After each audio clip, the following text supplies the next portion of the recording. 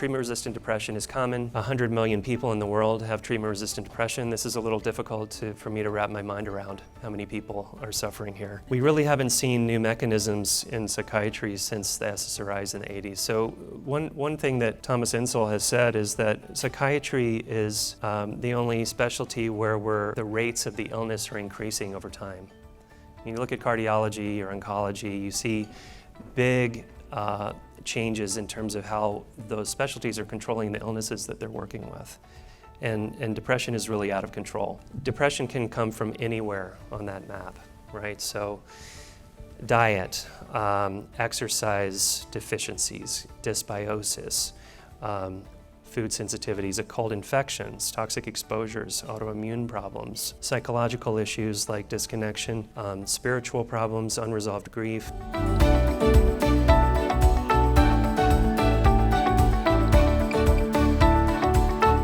The studies on IV ketamine consistently show a 70% response rate. So this is much higher than what you see in STAR-D for conventional antidepressants. And the other advantage of ketamine is that, like MDMA, you're looking at a handful of exposures for most people. I don't really love the idea of ketamine as a chemical treatment by itself. And I'll say this a number of times here today, is that I think ketamine is a catalyst. It's a tool. Okay, but when it's provided as a standalone treatment and then the person is now getting maintenance ketamine, it's a little bit like pumping up somebody's tire but not patching the hole, right? You can go down the road for a few days or a few weeks, a few months, and then you're using the tool again. So I think that should be a lesson to us that we're not getting to the bottom of things. We're not addressing what needs to be addressed. What are the underlying causes?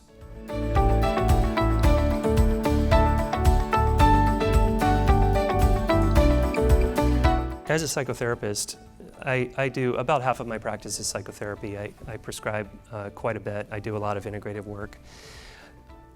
For me, the most ideal situation for psychotherapy is someone who has fertilizer in their brain and their rumination or their obsessive locked-in thought jail that they're in has a door that's open. So we can actually look at what's going on with them. What are their assumptions about reality? How does reality work? What do they want? Who are they?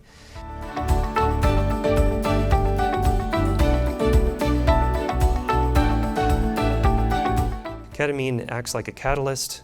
Its chemical impacts are short-lived, but it does open up an opportunity for people who are very stuck, who don't have any motivation to actually begin to execute on the lifestyle changes that we all know are critical for long-lasting well-being to start to happen. Ketamine is not a substitute for the lifestyle changes.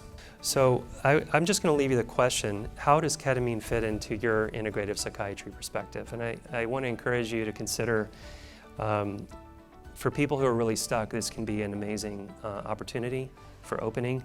If you're not interested in providing ketamine yourself, that's fine. But get to know people in your community who might be well-trained and who are doing ketamine therapy in a safe and effective way.